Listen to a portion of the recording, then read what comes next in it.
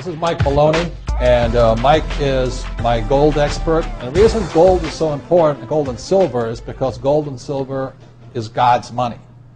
It's money made by God.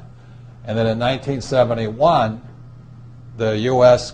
government, under President Nixon, took God's money and turned it into man-made money. Never in the history of the, this is the thing, never in the history of the world has this ever happened. In 1971, the U.S. and Nixon convinced the entire world to replace gold and silver with paper money. This stuff. Cash is trash.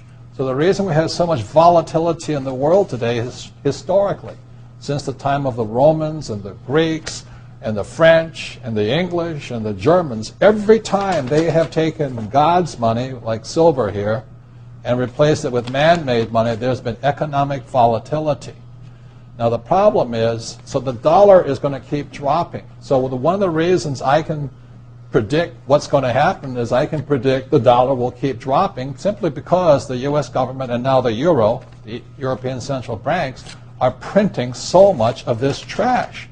So you'll see gold going up in price, oil going up in price, real estate going up in price, because this is trash. So that's what happened in 1971. Has happened throughout history. And the reason this current election doesn't make any difference is the only person they can put this back in place is a strong, charismatic leader. People like Julius Caesar, Napoleon. That's why they were such great leaders, was they actually replaced this with this.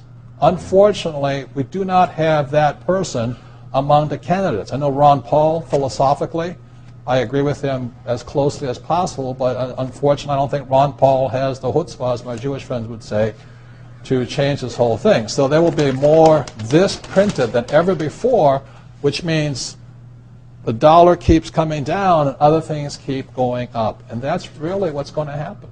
It's predictable. And eventually this will go to its true worth, zero. So all of you savers out there and people trying to save this trash, you're going to lose big time. With that, Mike Maloney.